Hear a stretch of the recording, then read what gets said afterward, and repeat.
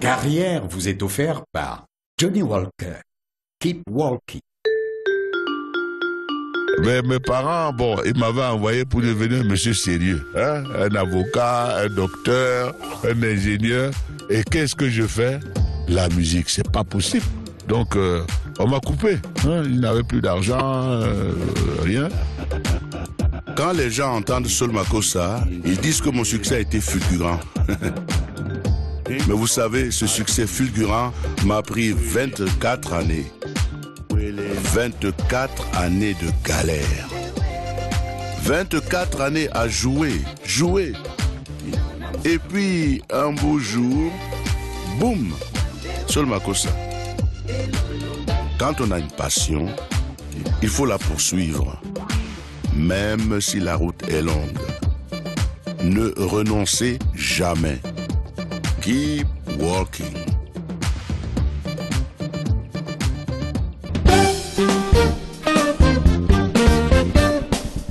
Bienvenue mesdames, messieurs à cette nouvelle production de votre magazine mensuel Carrière. Nous allons aujourd'hui inaugurer la saison 2 de ce programme au cours duquel, comme par le passé, nous allons vous donner des repères professionnels, valoriser le travail, le courage, la persévérance et l'excellence.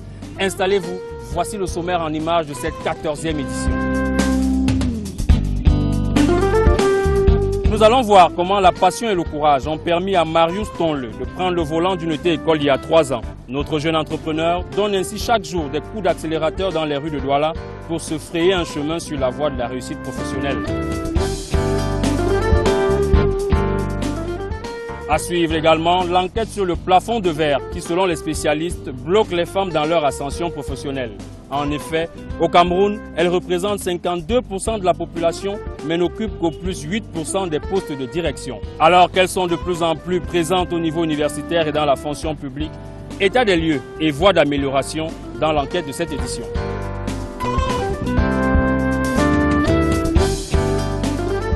Et c'est parmi les femmes que nous sommes allés chercher notre success story de ce mois. Alice Magodio exerce dans le secteur dit informel. Diplômée de l'enseignement supérieur, cette commerçante a bataillé dur pour se hisser en 2009 au poste de présidente du syndicat des commerçants détaillants du Vouri. En 2011, sa détermination à donner une image noble aux acteurs de cette activité a abouti à la remise pour la première fois des médailles d'honneur du travail à 500 commerçants du département du Vouri par les autorités. Suite au vote de ses pairs, Alice Magodio est membre de la Chambre de commerce, d'industrie, des mines et de l'artisanat depuis 2012. C'est le parcours de cette femme pour laquelle il n'y a apparemment pas de plafond de verre que nous allons faire ensemble dans la deuxième partie de ce magazine.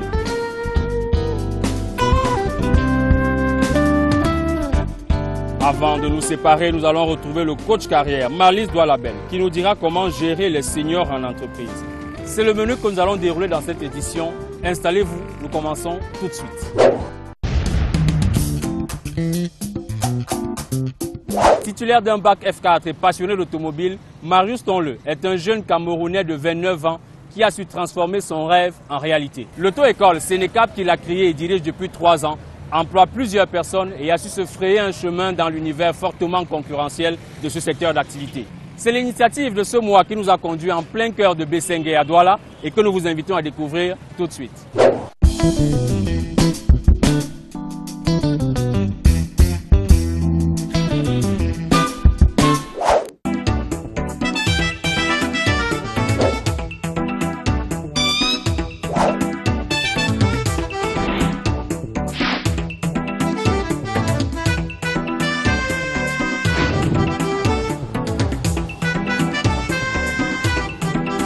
Bienvenue à Sénécap Auto-École.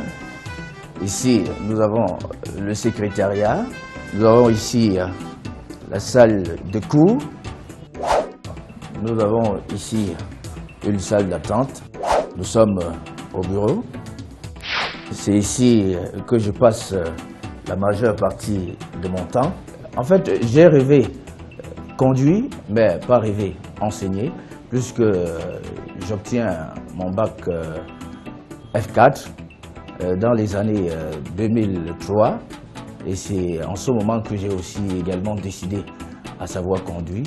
Et c'est après 2 ans que je décide d'intégrer réellement le monde en suivant une formation professionnelle à l'enseignement de la conduite automobile où j'obtiens mon diplôme d'État. Après près de 10 ans où j'ai flirté avec toutes ces auto-écoles, j'ai remarqué que les instructions reçues pendant ma formation professionnelle n'étaient pas applicables. Et c'est donc ce qui me pousse à créer le Centre national d'enseignement de la conduite automobile professionnelle. Le Sénécap, c'est une société camerounaise qui emploie 8 jeunes, qui fait dans les formations professionnelles, particulièrement les enseignements de la conduite automobile. Nous offrons des formations telles que la sécurité routière en entreprise, la conduite défensive, les recyclages des chauffeurs, les textes de recrutement, les préparations pour les formations permis A, B, C jusqu'à G. Oui, tu peux commencer. Tu as là le frein, la pédale gauche, l'accélérateur qui est la pédale droite. Ici, c'est un système automatique. Oui. Vous avez par exemple la conduite défensive qui est un programme, je vais dire un nouveau concept, aujourd'hui qui est appelé le semi-système, qui n'est pas enseigné par tout le monde. C'est avant tout un état d'esprit et une série de techniques et de comportements que, en tant que conducteur, on devrait mettre en œuvre. Là maintenant, tu peux avancer et tout doucement, puisque tu es en agglomération, il y a une vitesse maximale qui doit être respectée. Et à la prochaine intersection, tu devrais tourner à droite. On tient le volant avec 2 mains. Oui. Nous appelons 9h15 ou 10h10, c'est important. Et tu te concentres. Si j'ai fait naître cette société, c'était dans le souci d'abord d'aider aussi la population camerounaise. Ton pays si riche est un espace de foi. Ta jeunesse est le levier de ta prospérité. Profites-en, réalise ton rêve, crée ton entreprise. Alors, Gino, avec la rage de réussir, ça marche? vis le bonheur d'être ton propre patron. Ça marche? Monsieur nous part. D'ici.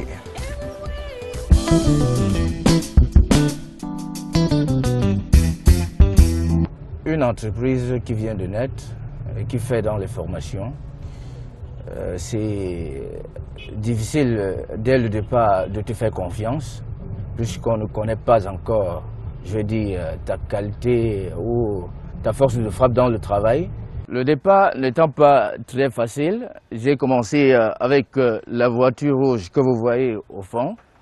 Avec ma sérénité dans le travail, mon professionnalisme, et je me retrouve aujourd'hui avec un pack bien fourni. Et c'est ça d'ailleurs mon souci, offrir un matériel de qualité à mes enseignés.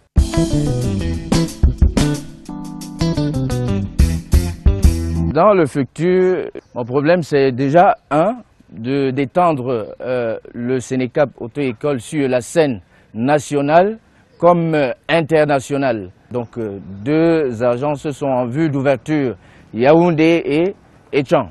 Bon, en ce jour, 3 ans maximum, je crois que j'ai déjà formé des milliers, des Camerounais comme des expatriés.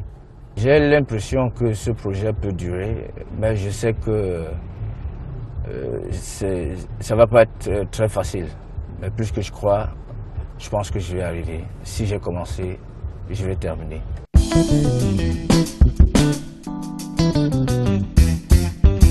Le système n'étant pas facile pour les jeunes, puisque moi j'en suis une victime, je peux tout simplement leur dire de s'impliquer, d'être sérieux, de croire, et s'ils le font, je suis sûr que ça va aller.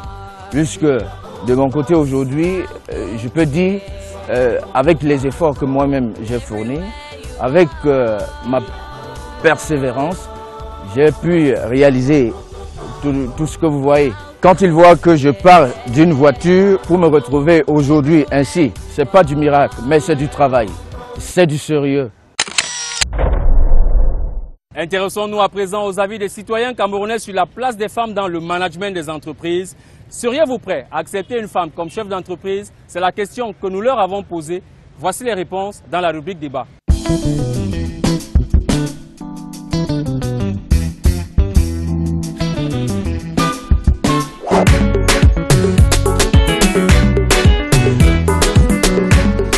Est-ce que les femmes sont meilleures managers que les hommes?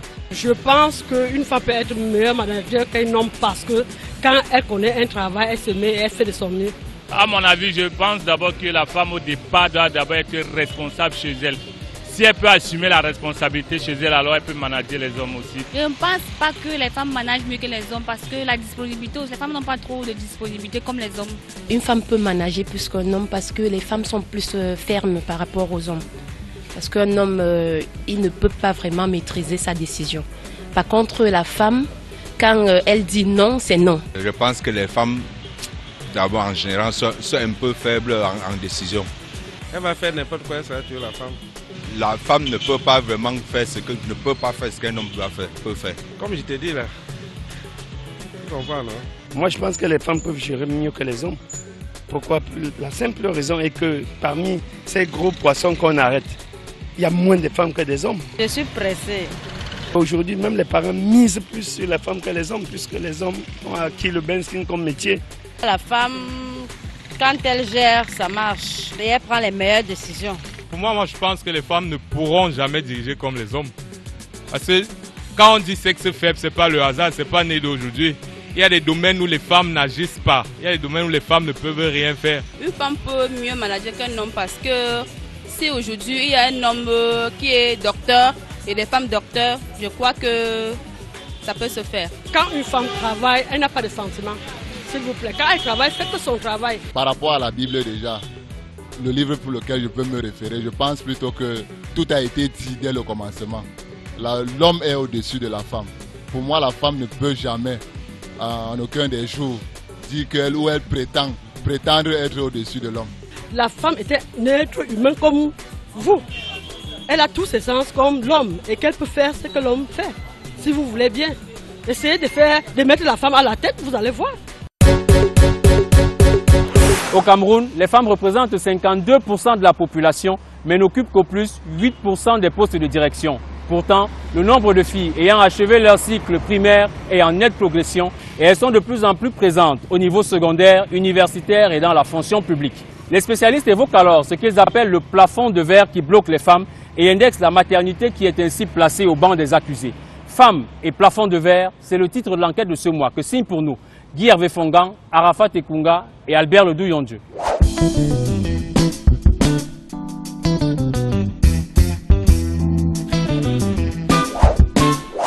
Faut pas condamner les femmes à cause d'une femme. C'est pas parce que Pauline a dessus que Rosine va te recevoir. Il faut donner la chance à toutes les femmes.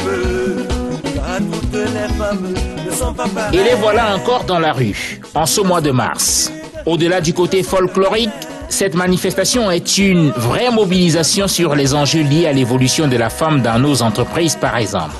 Au Cameroun, la carrière des femmes est en souffrance.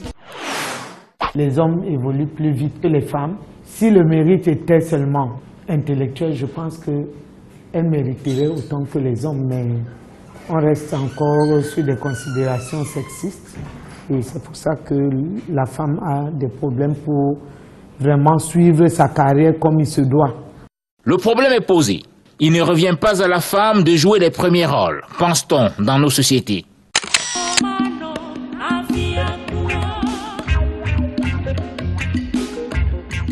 Arrêt sur image. Qui pensez-vous qu'elle soit ici? La jeune dame qui sort de sa voiture et avance sereinement vers ce cabinet de médecine dentaire. Une patiente? Peut-être. Le médecin? Pas sûr. Elle est quand même trop jeune et en plus, elle est une femme. Beaucoup entrent dans le cabinet en se demandant bonjour madame, puis-je voir le docteur Fouenong? J'ai entendu parler d'elle et j'aimerais qu'elle puisse m'administrer des soins. Est-ce qu'elle est déjà arrivée? Et moi de répondre que c'est bel et bien moi.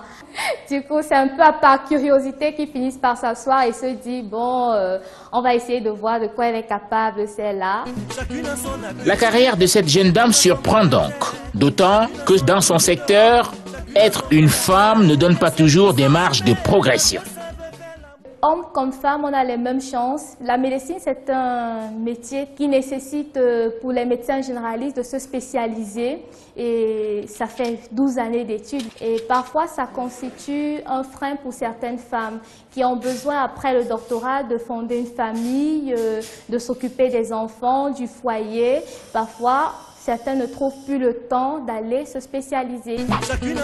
Autre secteur, autre femme. Marie-Noël Mekoncho est arrivée à Sofina, un établissement de microfinance, il y a un peu plus de 8 ans, comme assistante de direction avec un diplôme de commerce. Aujourd'hui, elle est l'une des rares femmes chefs d'agence dans ce secteur et surtout dans la ville de Douala. On rencontre parfois des petits préjugés, des petites interrogations, mais bon, quand on sait ce qu'on a à faire, quand on sait ce qu'on a à donner, on essaye de se faire respecter. Marie-Noël est optimiste pour l'avenir. Elle rêve à plus. Il faudra être très méthodique au regard de la situation actuelle. Les femmes, au niveau des postes de direction, dans certaines entreprises où elles sont très nombreuses, elles atteignent peut-être 8%. Maintenant, on va trouver un nombre de femmes beaucoup plus grand dans les entreprises privées, surtout celles qui ont créé elles-mêmes leur entreprise et qui en sont donc DG. On trouvera certainement des femmes directeurs adjointes, etc. Mais directrices générales, on en compte sur le bout des doigts.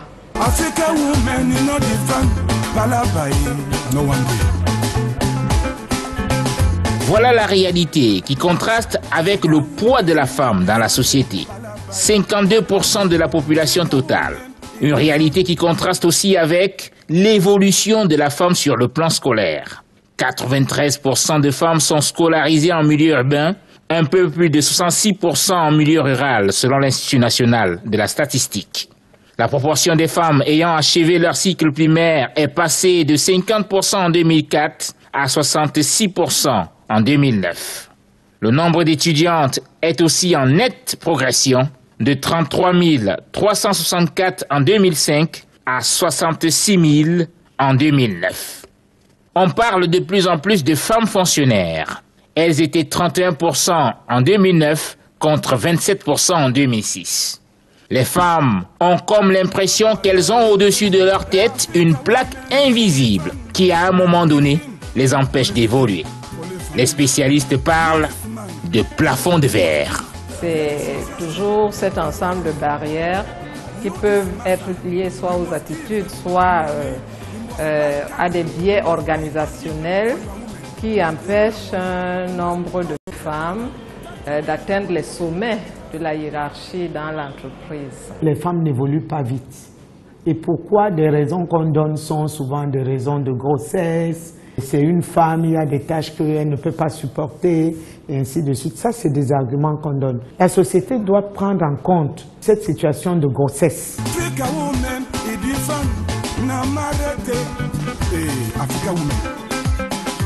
Sur le banc des accusés, la maternité occupe la première place. Mais ma foi, il faut bien que quelqu'un fasse des enfants.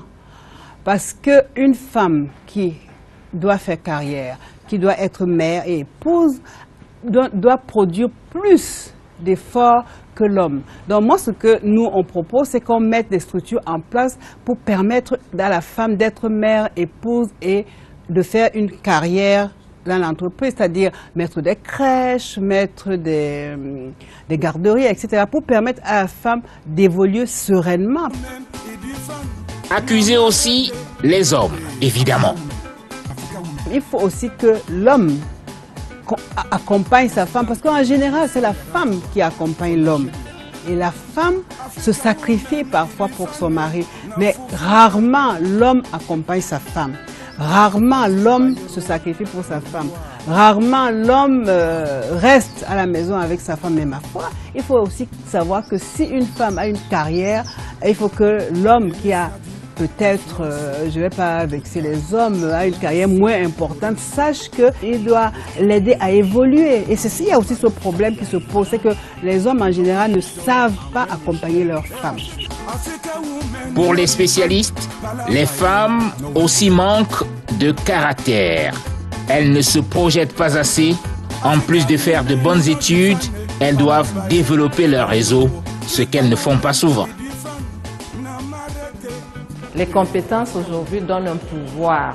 Et on s'est rendu compte que pour évoluer, il faut que les femmes fassent les plus longues études. Celles qui occupent ces postes de direction aujourd'hui ont au moins Bac plus 5. Ensuite, il faut développer ses compétences relationnelles. Il n'y a pas longtemps, j'ai rencontré une Nigériane qui me disait qu'elle participait au tournoi de golf qui était organisé par les dirigeants. Et en ramassant les balles, elle pouvait causer avec le directeur et puis c'est ainsi qu'elle a pu faire son chemin. Vous voyez, il y a des stratégies aussi banales que celles-là, mais qui vous permettent de vous faire connaître et en plaçant un mot sur le plan stratégique concernant l'entreprise, on vous reconnaît et je pense qu'on peut vous identifier. Les femmes n'osent pas. C'est le grand problème de la femme. La femme a des capacités intellectuelles, elle a une force de travail terrible, mais elle n'ose pas. Pourquoi? Parce qu'elle ne demande pas. La femme, en général, se sous-estime. Un homme viendrait vous voir le DRH pour lui dire voilà comment je vois mon plan de carrière. Alors que la femme ne se projette pas. Elle fait ce qu'on lui demande de faire, encore une fois, mais elle ne demande pas. C'est-à-dire, elle ne force pas. Il faut que les femmes apprennent à ouvrir les portes. Osez pousser la porte pour prendre place. Et si vous commenciez par là, mesdames, avant le prochain 8 mars, pour de nouveaux comptes.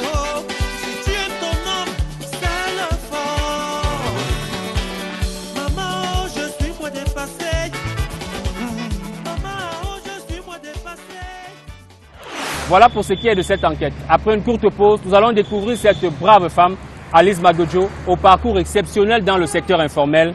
A tout de suite.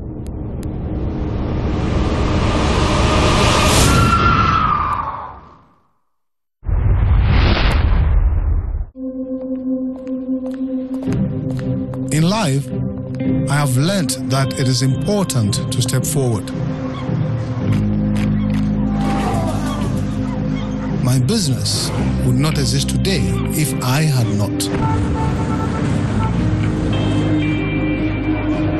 I had nothing but the clothes on my back and one pair of shoes.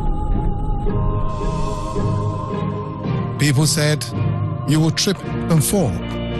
And I replied, "I would rather step forward and fail than live with a failure or standing still." In the journey of life, you will be defined by the amount of times you step forward along the way.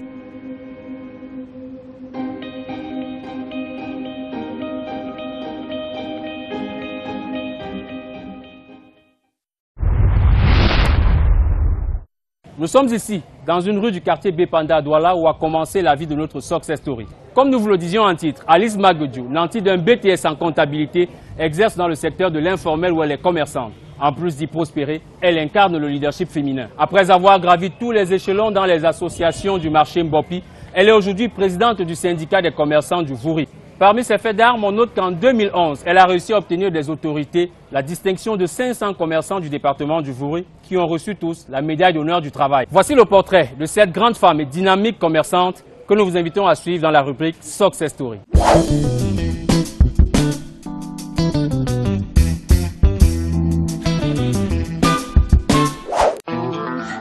Selam, bayam, selam. That's life, bayam, selam. Bayam, selam, bayam, selam. That's life, bayam, selam. Je suis originaire de l'Ouest, précisément dans les Bamboutos et dans le village Bamsengue. Nous perdons notre maman quand j'ostillais entre 4 et 5 ans. Et ce n'était pas facile. Très vite, mon papa s'est rattrapé parce qu'il va épouser un an après la mort de ma mère une maman formidable. C'est pour ça que j'ai de la peine aujourd'hui à dire aux gens que je n'ai pas de maman parce que c'est la vie. Et elle a joué pleinement son rôle à nos côtés. Au Koumoindé, je passe un concours d'entrée au CS de Galim. Mon père s'est battu, il a payé mes 3500 qu'il fallait en 6e et en 5e. C'est à partir de 5e que j'ai dit, papa, tu peux attendre parce que toutes les vacances maintenant, je faisais tout pour que mon père n'ait pas de la migraine à la rentrée. En vacances, je partais à Douala à partir de la classe de 5e. Je venais à Douala toutes les vacances. J'étais accueillie soit par ma tante à l'entrée du Panda, soit par mon oncle maternel à Oyak, où j'y restais. Mais mon point de chute était tous les jours au marché des dos. C'est le produit de tout ça qui paye ma scolarité. J'ai commencé le marché à bas d'âge de... Ça fait 50 ans aujourd'hui. Et elle, elle a commencé le marché, elle était 7 ans. Elle portait les petits sous. Elle marchait, elle vendait les arachides, elle vendait les oignons. C'est ça, elle a grandi comme ça. Tu payais les arachides frais en seau. Tu partais laver, poser dans la cuvette, marcher au marché pour vendre. Après, tu avais commencé même à porter en sac pour vendre dans la brouillette, toujours ici au marché, devant nous. Oui. Comment? Quand j'arrive en 3e, je suis à un âge transitoire où beaucoup de questions se posent dans ma tête. Je veux tout comprendre à la fois. Ce qui m'a valu l'échec à mon BPCE, même si j'étais 2e de la classe pour aller en seconde au lycée de Bouddha. Comme j'avais déjà sollicité faire l'enseignement commercial, et je ne sais pas trop pourquoi, parce que personne dans ma famille l'a fait, et mon grand frère m'a dit, à ça, tu ne peux pas changer de branche si tu n'as pas sanctionné ton premier cycle par un diplôme. Tu vas faire le lycée de Bouddha jusqu'à ce que tu aies le BPC si tu veux aller dans un collège. Je n'ai plus jamais connu d'échec jusqu'à obtenir le bac G2 qu'on disait être trop difficile à avoir. Moi, je l'ai eu en 1 an. J'ai eu mon probatoire en 1 an, ce qui fait que j'ai fait exactement 3 ans au collège photo de Banjul et j'ai présenté l'entrée au centre universitaire de Douala sur 2 aspects, l'INSET qui étaient les enseignants et puis le BTS. Et j'ai eu le cycle de BTS et j'ai échoué malheureusement l'INSET et je continue à dire pour m'amuser que l'État camerounais a perdu quelque chose parce que j'aurais aimé l'enseignement, j'aurais aimé transmettre, j'aurais aimé être toujours avec les enfants pour leur dire que faites attention parce que la souffrance, c'est une école et autres. Après l'école, je n'ai pas tout de suite pensé être commerçant. On nous disait que quand on est sanctionné par un BTS, on est déjà cadre, on est agent de maîtrise d'entrée de jeu dans la société et autres. On rêvait aussi de travailler dans des grandes sociétés et puis pour essayer de changer de cadre de vie. Le destin va me ramener où je sors parce que je vais sortir de l'école en 92 et la crise économique battait son plein et on va tout de suite, pour ne pas rester désœuvré, je vais me faire recruter à Satellite Assurance comme agent commercial, ce qui n'était pas facile aussi. Mais j'ai eu de la chance d'être recruté à Soferco. C'est la société où j'ai fait exactement un peu de ce que j'ai appris à l'école, notamment la comptabilité et la fiscalité.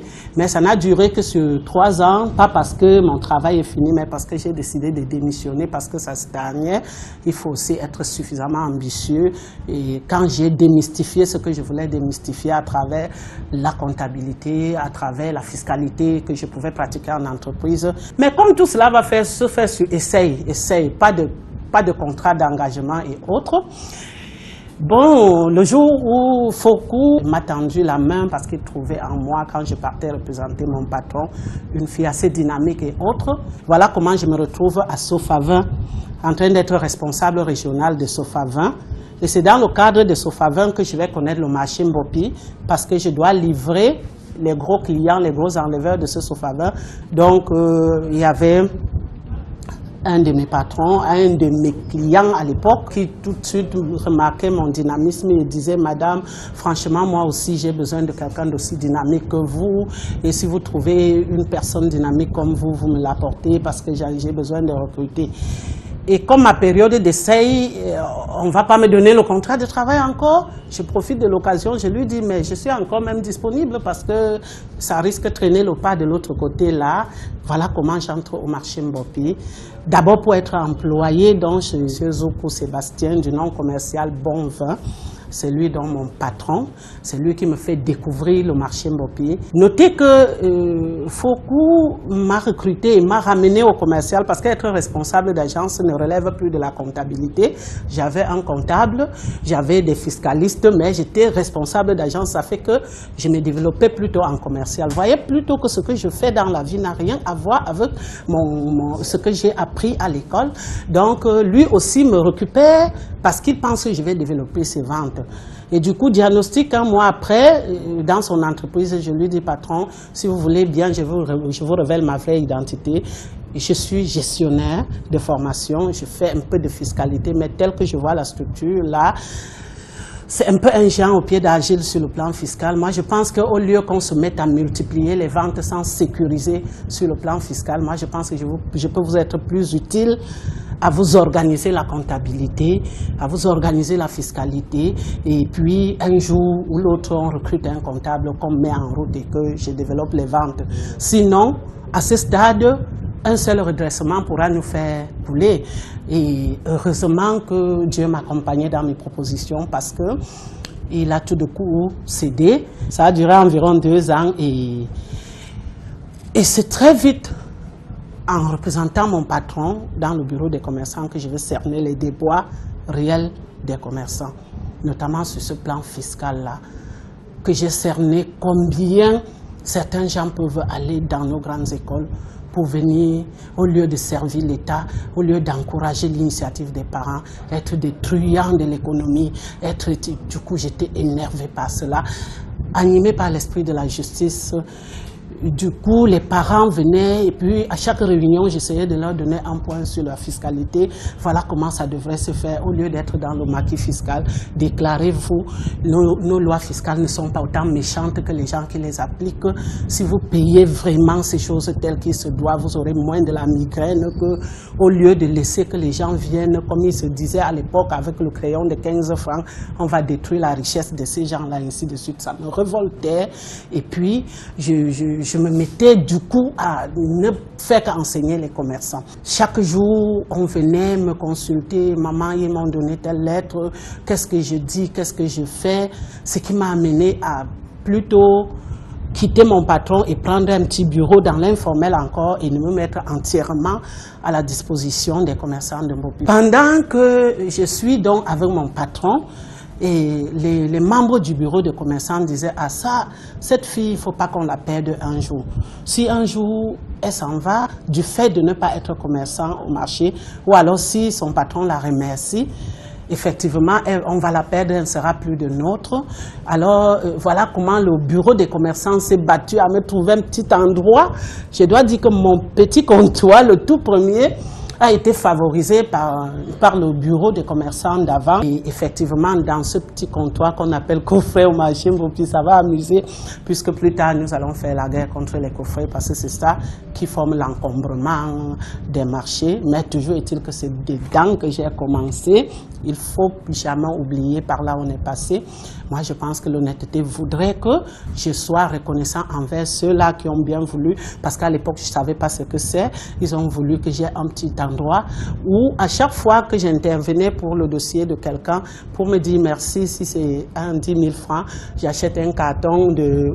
Vous allez être surpris de dire le vin, parce que c'est ce que Bon Vin faisait, c'est ce que j'ai appris aussi à Sofavin, et je m'étais là progressivement, je deviens donc commerçant. Je me rappelle que mon tout premier impôt libératoire, je l'ai fait en 2000, pour qu'en 2001, j'ai l'opportunité d'avoir la boutique où j'exerce jusqu'ici maintenant, parce que même jusqu'à cette époque-là, ce n'était pas évident d'avoir une boutique. Je dois dire qu'il y a même la main de Dieu dans toutes ces histoires-là, parce que plus tard, je vais obtenir la boutique là où je vais essayer de m'installer dignement. Et pour prêcher par l'exemple, je leur dis, voyez pourquoi je vous dis tout le temps, l'impôt libératoire, c'est un impôt de chantage, quittez là-bas. Moi-même, je prends pour commencer mes activités une patente et vous verrez que je vais prêcher par l'exemple dans mon dossier et vous verrez que j'aurai moins de la peine si je me comporte comme si je me comporte cela. Je crois que c'est ça qui a valu mon adoption à l'intérieur du marché. Tu fais des choses comme ça. Tu me trouves même comme ça, tu n'as même pas touché de la voiture. Si je ne t'appelais pas, j'allais te trouver. Tu allais me trouver. Comment ça va? Tu ne vends plus les arachides. Donc quand les arachides vont venir, tu vas vendre les arachides. À un moment donné, on était confronté à un problème au marché.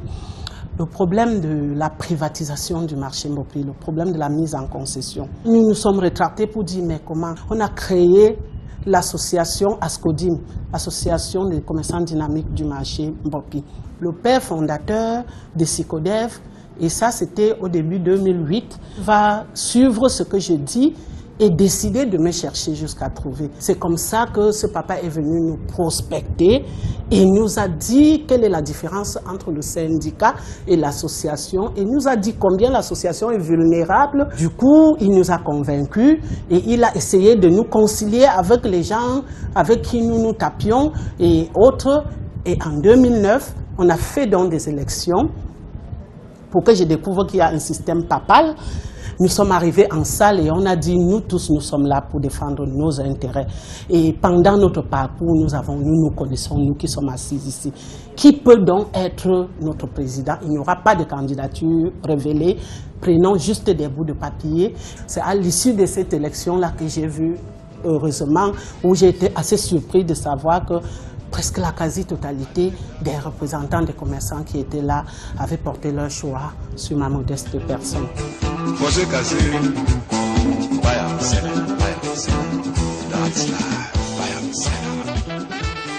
C'est dans cette mouvance, effectivement, que de temps en temps, la Chambre de commerce nous invitait à des forums, à des B2B, à des rencontres où on discutait. C'est le cas de dire à mes collègues commerçants qu'on gagnerait toujours à être en règle parce qu'au moment où on me dit fais ton dossier et essaye de te présenter aussi avec les autres élections, si je n'avais pas été en règle dans mon dossier, parce qu'il faut quand même être commerçant affirmé. Il faut disposer d'un registre de commerce. Il y a des très grands commerçants qui ne savent même pas qu'il faut un acte de naissance pour cette activité de commerce-là. Il y a beaucoup de commerçants qui ne bénéficieront pas des actions, même de la diligence au niveau du tribunal quand il s'agit d'une affaire commerciale, simplement parce qu'ils ont perdu de vue le fait qu'il faut avoir un registre de commerce, disposer de sa carte contribuable, être à jour avec les impôts et autres. C'est le cas de remercier l'honorable Christophe Equin qui, dans ce dynamisme, dans ce qu'il a appelé mon dynamisme, ma complicité avec la base, dont les commerçants, ils pensaient qu'il était grand temps que les commerçants s'approprient la chambre de commerce. Parce que c'est une chambre de commerce, c'est des mines, c'est de l'industrie, c'est de l'artisan, mais d'abord chambre de commerce. Quand on veut diminuer son nom, on l'appelle chambre de commerce. Et je crois que c'était bien orienté pour lui de penser que la personne qui peut toucher le maximum des commerçants à la fois était nous, et il a essayé de nous filer cette info. Faites votre dossier et on verra comment ça va se passer. Et il a été très agréablement surpris qu'en 3 jours, j'ai pu leur apporter le dossier complet. Les commerçants ont cette année plus que jamais, ils se sont présentés à l'élection de la Chambre de commerce et du coup, j'ai des nouveaux défis à relever. Bon, c'est encore du learning by doing. Je vais être à la chambre de commerce avant de maîtriser même ce que c'est, avant de savoir quel est le morceau qui nous revient dedans.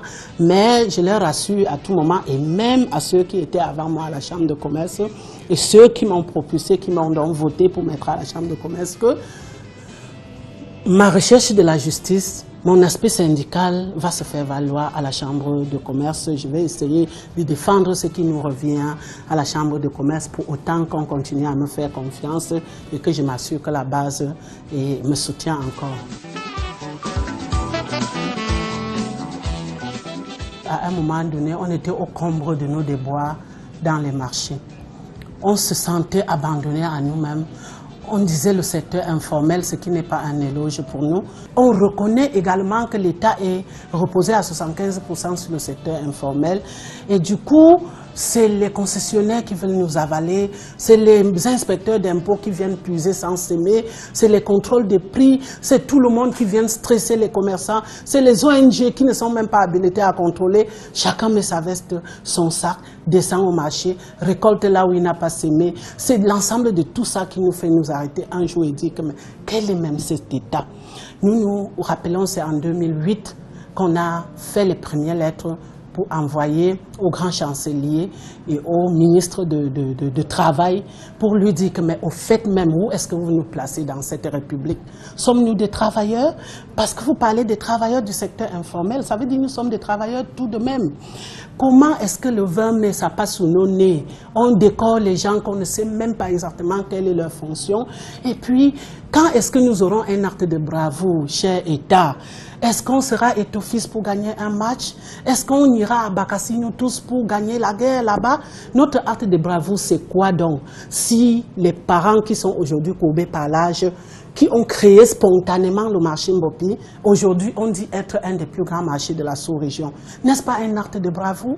Ce n'est pas la spontanéité de ces gens-là, ils l'ont fait. Et aujourd'hui, non seulement le volume d'impôts que cela peut produire à l'État, non seulement le fait que ce soit le plus grand marché de la sous-région, ça devait leur valoir des distinctions. Donc pour un départ, on plaidait pour ces papas-là qui sont en Mbopi et qu'on ne reconnaît pas qu'ils ont fait quelque chose, mais que tout le monde reconnaît unanimement que le marché Mbopi, c'est le plus grand marché, tout au moins de notre pays. Et c'est cela que nous avons plaidé. On a porté nos plaidoyers à l'administration ou aux représentants de l'État indiqués. Et fort heureusement, de 2008, il a fallu que l'histoire trouve sa maturité en 2011. Je ne sais pas trop pourquoi, mais tout de même, ça nous a valu 3 ans de tractations, de négociations et autres. Et l'enjeu a été sur près d'un demi-millier des commerçants et ça ne s'est pas passé sans douleur, bien entendu. Mais c'était juste une justice que nous voulions réparer. C'était pour dire à notre État que la vie n'est pas toujours accrochée en l'air. Si on voit la pyramide d'un pays, le bas est tellement large pour être négligé.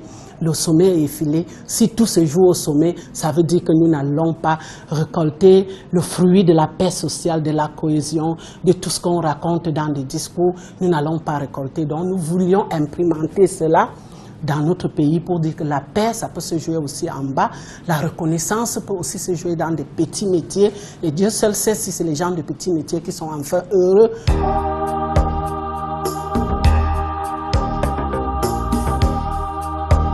C'est vrai que je dois dire que la meilleure récompense que moi, personnellement, je reçois, c'est ces mamans de bas de l'échelle là, c'est ces papas là, en bas là, qui disent tous les jours, nous prions pour toi, ma fille, et autres. Pour moi, je dis c'est la plus grosse décoration. Mais je souhaiterais aussi qu'il y ait des gens qui me disent ce qu'il faut améliorer, parce que n'allez pas me dire que j'ai atteint le plafond du verre. Je vais dire non, ce serait trop vite me plafonner, parce que j'ai envie de faire avec ce que Dieu m'a donné gratuitement, parce que je suis également assez raccroché à ma religion catholique que je suis.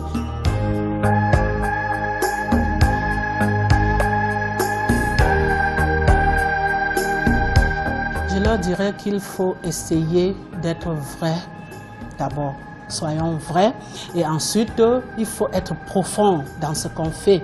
Il faut également comprendre que l'école que nous faisons, c'est pour être prédisposés à nous prendre nous-mêmes en charge dans notre vie. Également, le métier de commerce, c'est l'un des rares métiers où on ne demande pas un concours à l'entrée. Tout ce qu'il faut, c'est plutôt d'être courageux, honnête et de venir s'installer. Et surtout d'honnêteté, parce que On peut y arriver sans capital. Vous n'avez pas vu une seule seconde que j'ai hérité quoi que ce soit de qui que ce soit. Mais aujourd'hui, je ne peux pas dire que je dors affamé. Arrêtons de penser au bien du père. Le plus grand bien que notre parent peut nous donner, c'est ce qu'il y a dans notre tête.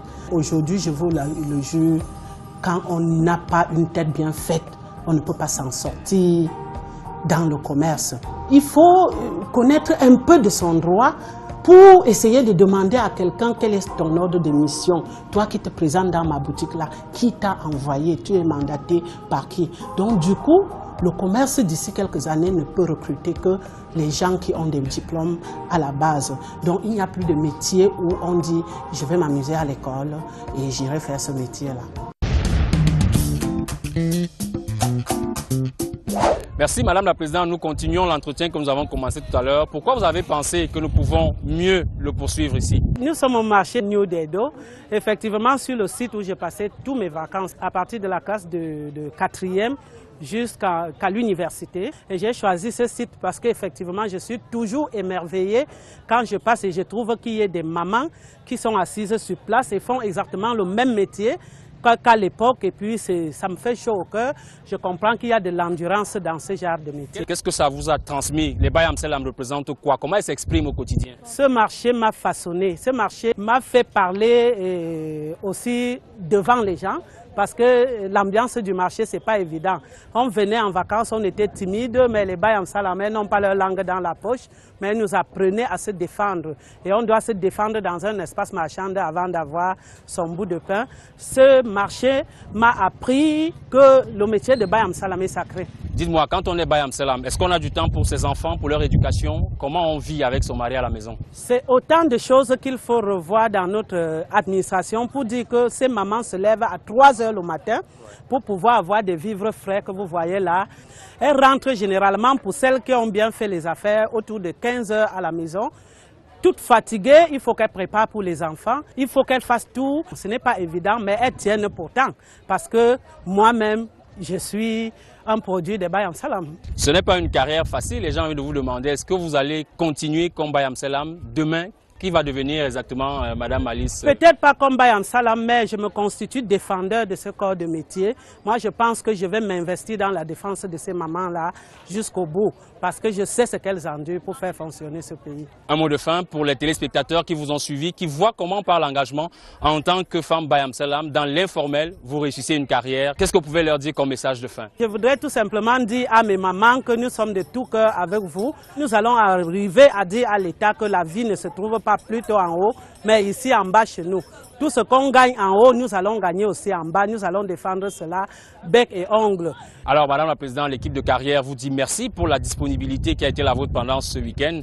Nous sommes très heureux de pouvoir raconter un parcours comme le vôtre. Nous vous souhaitons bonne chance pour la suite. Merci pour l'équipe de carrière également qui essaye de nous retracer notre passage. Merci beaucoup. Aujourd'hui, dans les entreprises, les vieux ou seniors sont souvent sous-utilisés, ignorés, voire mis au placard. Or, l'accompagnement professionnel de ces vieux peut être très bénéfique, comme nous l'explique Marlise Doualabel dans la rubrique coaching.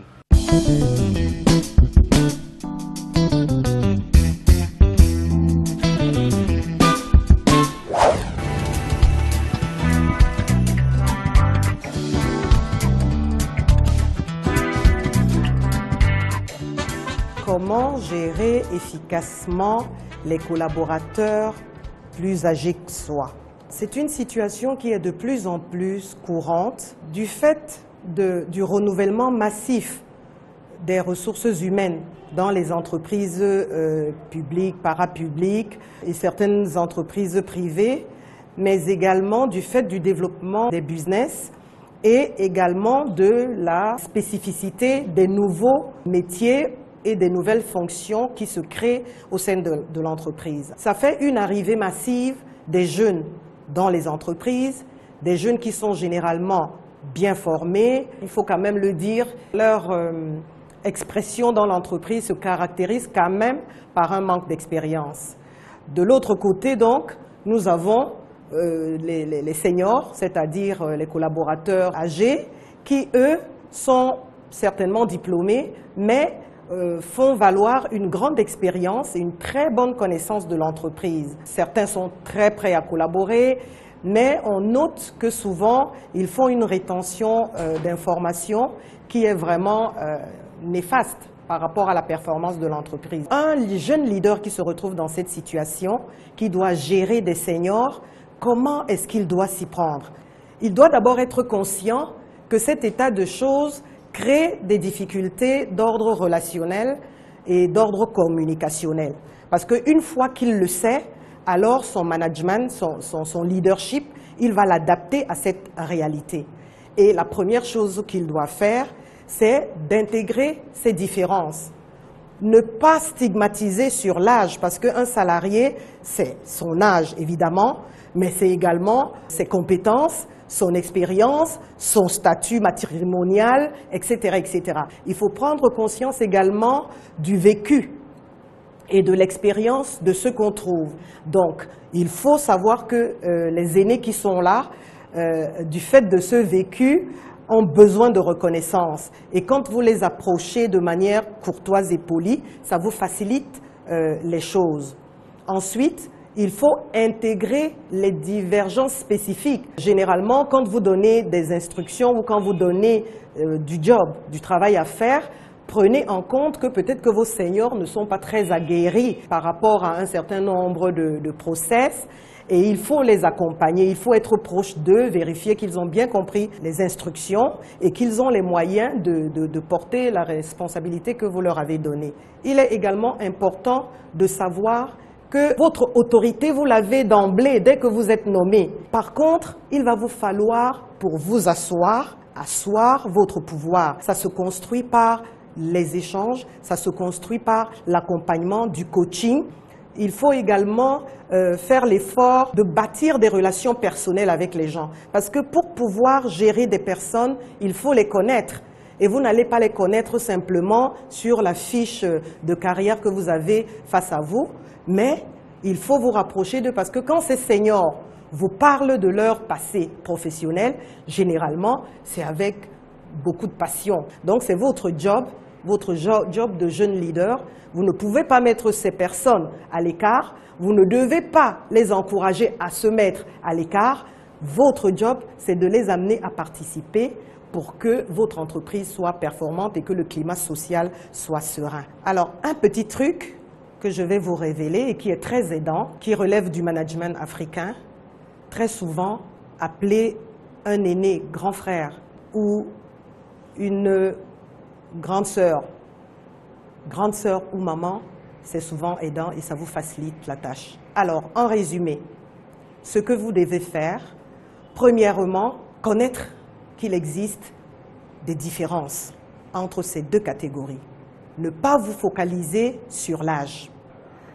Intégrer qu'il y a le vécu qui valorise ces personnes plus âgées que vous. Identifier les divergences ou les difficultés qu'elles rencontrent du fait de leur âge. Établissez des relations interpersonnelles qui vous permettent de mieux connaître ces salariés. Renforcez votre pouvoir parce que vous avez déjà l'autorité par le poste. Maintenant, il faut construire votre pouvoir, c'est-à-dire devenir une ressource de référence et intégrer le fait qu'ils ont du mal quand il y a des changements et encadrez-les, rassurez-les pour qu'ils puissent participer pleinement jusqu'à leur sortie de l'entreprise. C'est ici sur le pont du Vouri que nous mettons un terme à cette émission qui a spécialement fait la part belle aux femmes. Et nous espérons que l'enquête, aussi bien que le parcours qui vous ont été montrés, vous ont inspiré et motivé dans votre carrière. Prenons rendez-vous le mois prochain. D'ici là, nous gardons le lien à travers notre adresse email carrière-tv@0.fr. Merci à tous et à très bientôt.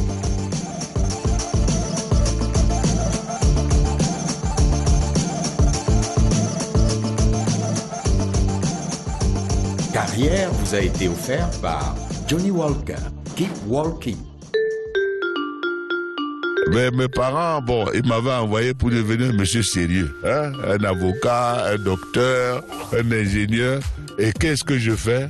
La musique, c'est pas possible. Donc, on m'a coupé. Hein? Il n'avait plus d'argent, rien. Quand les gens entendent Sol Makossa, ils disent que mon succès a été fulgurant. Mais vous savez, ce succès fulgurant m'a pris 24 années. 24 années de galère. 24 années à jouer. Et puis, un beau jour, boum, Sol Makossa. Quand on a une passion, il faut la poursuivre, même si la route est longue. Ne renoncez jamais. Keep walking.